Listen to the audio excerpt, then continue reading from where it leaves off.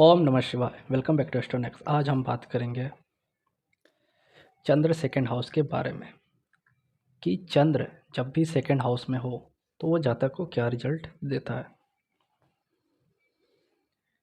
एक टेक्स्ट कहती है कि जब भी चंद्र सेकंड हाउस में हो तो जातक अगले जन्म यानी नेक्स्ट बर्थ में ब्राह्मण के यहाँ जन्म लेता है, यानी ब्राह्मण के घर में जन्म लेता है और हीरो के खान का मालिक होता है। कहने का मतलब उसका ये है कि ये जातक अगले जन्म में विद्वान, धर्म में रुचि रखने वाला तथा आर्थिक स्थिति में बहुत अच्छी हालत में रहेगा। इसका तर्क ये है कि ये जुपिटर का घर है। लाल किताब के अनुसार ये जुपिटर का घर माना गया है, जो कि ज्ञान और धर्म का कारक है। और दूसरा घर शुक्र का भी है, जो कि धन का कारक है। तो शुक्र से हम धन और जीवन के हर प्रकार के शान शौकत को देखते हैं। तो इसलिए वो टेक्स्ट कहना चाहती है कि ये जातक नेक्स्ट बर्थ में बहुत अच्छा विद्वान ज्ञाता होगा और हीरो का खान का मालिक होगा, यानी कि पैसा बहुत अच्छा होगा। यानी वो जो भी जातक है उसके पास पैसे अच्छे होंगे, आर्थिक स्थिति बहुत अच्छी होगी। और आर्थिक स्थिति जब अच्छी होती है तभी आदमी का बोल सकते हैं कि उसके घर पे हीरे हैं। तो इसलिए उस टेक्स्ट ने ऐसा बोला है।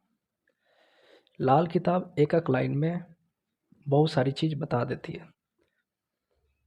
जैसे कि लाल किताब ने बोला कि सेकंड चंद्र, अगला जन्म नेक्स्ट बर्थ, अमीर होगा, विद्वान होगा।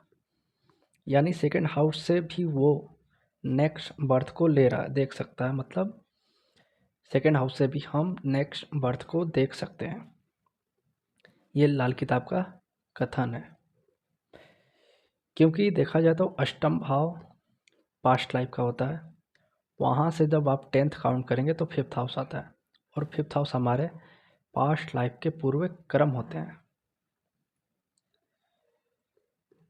और अष्टम हाउस से सेकंड यानी 9th हाउस, जिसको हम लोग नेक्स्ट बर्थ का लेते हैं, यानी अगले जन्म का लेते हैं। तो कहीं ना कहीं सेकंड भाव को अगले जन्म से जोड़ के रखा गया है, या हम देख भी सकते हैं। सेकंड चंद्र अपने माता पिता से जायदाद का लाभ पाता है। यानी सेकंड हाउस फैमिली का होता है, कुटुंब का होता है। तो ऐसे लोग हो सकता है कि अपने माता पिता या फैमिली वालों से लाभ पाते हैं, जैसे कि अपने स्पाउस, बच्चे, या अपने माता पिता माँ बाप से उनको लाभ मिलता है। और साथ ही साथ ऐसे जातक को माता पिता का सुख भी अच्छा मिलता है, यानी लंबे समय तक मिलता है। इनका भी सेकंड हाउस में चंद्र हो। सेकंड हाउस में चंद्र होने से 27 साल में या 27 साल के बाद से लाभ कमाना चालू कर देता है, क्योंकि यह शुक्र का घर है और शुक्र को 27 साल से जोड़ के देखा गया। और दूसरा घर वाणी का भी होता है। तो चंद्र जब भी यहाँ पर होता है तो जातक का जो वाणी होता है वो बहुत अच्छा होता है, यानी बहुत अच्छा बोलने वाला, मीठी वाणी होती है। और अपने कार्य क्षेत्र में ये लोकप्रिय होता है। सेकंड मून जिसका भी हो, वो अपने कार्य क्षेत्र में लोकप्रिय रहता है। साथ ही साथ सेकंड हाउस से भी वाणी को देखते हैं तो यहाँ से सॉन्ग, म्यूजिक, इन सभी चीज़ों से जातक का मन लगा रहता है, या इस सभी चीज़ों से वो जुड़ा रहता है।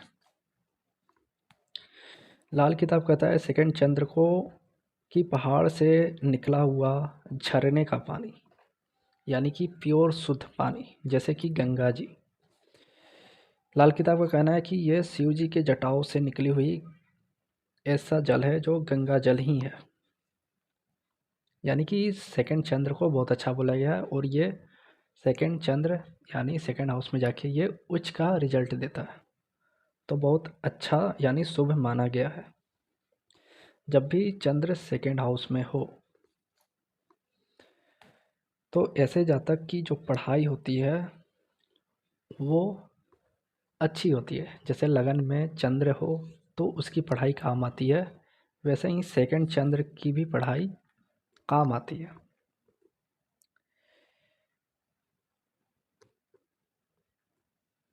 पर हो सकता है कि चंद्र यदि खराब बैठा हो तो वहाँ पर जैसे जैसे ये पढ़ाई करेगा वैसे वैसे पिता को हेल्थ इशू आने लगे, या पिता का सुख कम होने लगे, या पिता से दूर हो जाएगा, या पिता का सुख कम हो जाएगा। तो चंद्र सेकंड वाले पढ़ाई अच्छी करते हैं, और चंद्र खराब हो तो पिता का सुख कम होने लगता है। और चंद्र अच्छा हो तो पिता को भी लाभ मिलता है बच्चे के पढ़ाई से, यानी बच्चा पढ़ता गया और पिता को लाभ मिलता गया, यानी कि वो फादर निश्चिंत हो गया, घर पे रहने लगे। सेकेंड हाउस मून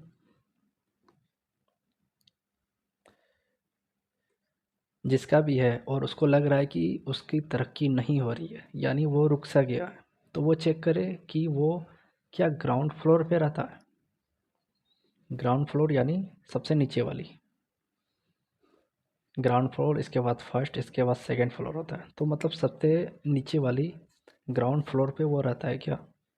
यदि वो रहता है तो वो फर्स्ट सेकंड थर्ड फोर्थ जितने ऊंचाई पे जाएगा उतना उसके लिए लाभदायक होगा, क्योंकि चंद्र यहाँ उच्च का है, और वो यदि ऊंचाई पर है तो उसके लिए बहुत ज़्यादा फायदेमंद होगा। यानी चंद्र सेकंड हाउस वाले ऊंचाई पर है, 2-3 फ्लोर ऊपर है, नीचे ना रहे, ज़मीन से जुड़ के ना रहे। और ऐसे में एक सिम्टम भी है कि ऐसे लोगों का जो जन्म होता है वो कहीं ना कहीं हॉस्पिटल में सेकंड फ्लोर पे ही हुआ रहता है। मून सेकंड यानी चंद्र जब भी सेकंड में हो तो ऐसे लोग सेकंड फ्लोर पे रहें, या थर्ड फ्लोर पे रहें, या फिफ्थ फ्लोर या सिक्स फ्लोर, जितने ऊपर रहेंगे उतना अच्छा है इनके लिए, ग्राउंड फ्लोर पे ना रहें।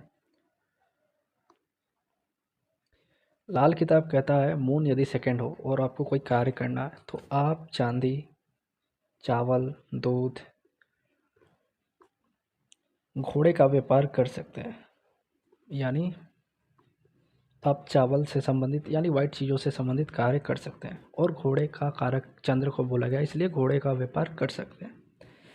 खेती, कृषि और पानी का व्यापार भी यहाँ लिया गया है, क्योंकि चंद्र भोजन का कारक भी है, तो कृषि और पानी का कारक भी है, तो वाटर से संबंधित काम आप कर सकते हैं। मून यदि सेकेंड हाउस में हो और ऐसे लोग यदि फूड इंडस्ट्री से जुड़ जाते हैं तो उनको बहुत ज़्यादा फ़ायदा होता है, क्योंकि मून यहाँ पे उच्च का है, और ऐसे लोगों को फूड लाइन में जाना, पानी का बिजनेस करना, वाटर वाले प्रोडक्ट जहाँ बनते हैं वहाँ काम करना, या चांदी चावल का काम करना इनको फ़ायदा देता है। मून सेकेंड हाउस में हो और आपको यदि बच्चे की प्रॉब्लम आ रही हो, चाइल्ड बर्थ में इशू आ रही हो, तो आप चेक करें कि आपके घर में घंटी, शंख, घड़ियाल, वो जो घड़ियाल बना सा रहता है कुछ स्टैचू जैसा, वो कोई चीज़ तो नहीं है। यदि है तो उसको हटा दें, वो खराब चंद्र की निशानी है और आपको चाइल्ड बर्थ में भी इशू देगा। तो घर में आप घंटी, शंख, घड़ियाल ये सब ना रखें। और आजकल वो जो डोरबेल होता है जो टिंग टिंग बजता है, या कुछ मतलब अंदर वो एक ध्वनि से उत्पन्न होती है, वैसी चीज़ भी घर में ना रखें, उसको भी हटा दें। मून यदि सेकंड हाउस में हो तो ऐसे जातक का आप नेचर देखेंगे कि उनका नेचर बैल जैसा है, ऑक्स जैसा, क्योंकि ये वृषभ राशि में है और यहाँ पर उच्च का है। तो ऐसा इंसान 3 चीज़ करता है, उसके लाइफ में 3 चीज़ बहुत ज़्यादा इम्पोर्टेंट होती है खाना, पैसा, सोना। क्योंकि बैल को आपने देखा होगा, वो खाएगा, काम करेगा और सोएगा। उससे ज़्यादा उसे कुछ नहीं करना। यदि आपने उसे तंग किया तो वो पीछे पड़ जाएगा, मारने लगेगा। तो इनका भी नेचर वैसा ही होता है। इनको जो काम पसंद होता है वो करते हैं। इनको टाइम टू टाइम पैसा चाहिए, खाना चाहिए, खाना स्वादिष्ट चाहिए, अच्छा चाहिए। कभी कभी सेकंड मून को देखा गया है, यदि रोहिणी नक्षत्र में पड़ जाए तो ऐसे लोग खाना बहुत अच्छा बनाते हैं, पर ये बनाते नहीं हैं। यानी इनको खाने बनाने का एक नेचुरल ही रहता है, मतलब वो इनके पास एक नेचुरल ही, वो गॉड गिफ्टेड है इनके पास। वो खाना जब बनाएंगे तो बहुत अच्छा बनाते हैं, पर ये थोड़ा सुस्त होते हैं, ये बनाते नहीं हैं। पर ये जब खाना बनाएंगे तो बहुत अच्छा बनाएंगे, इसीलिए इनको फूड इंडस्ट्री से जुड़ना चाहिए, यानी खाने का बिजनेस करना चाहिए। और ऐसे लोगों का मूड ऐसा होता है कि एक बार ये किसी से नाराज़ हो गए तो दोबारा किसी से बात नहीं करेंगे। जहाँ भी आपका सेकंड हाउस है वहाँ चेक करें कि वो रिलेटिव आपसे किसी बात से नाराज़ हो जाए तो बात नहीं करता। तो ये सेकंड हाउस जहाँ भी होता है वहाँ, और चंद्र यदि सेकंड हाउस में हो जाए तो वो ज़्यादा खुद किसी बात को लेकर नाराज़ हो जाए तो बहुत दिन तक याद रखता है और बोलता नहीं है, नाराज़ रहता है, बात करना बंद। सेकंड हाउस मून को लाल किताब नॉर्थ वेस्ट लेती है, यानी उत्तर पश्चिम दिशा लेती है। तो उत्तर पश्चिम दिशा में